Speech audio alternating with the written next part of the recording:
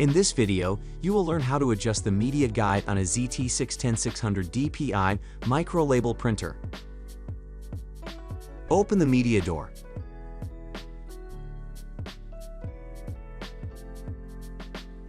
Open the printhead assembly. Turn the dial on the media guide to fully extend the guide.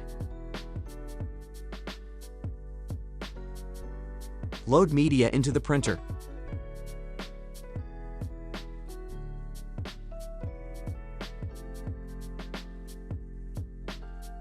If you are using narrow media, expand the media guide extender. Adjust the media guide until it just touches the media.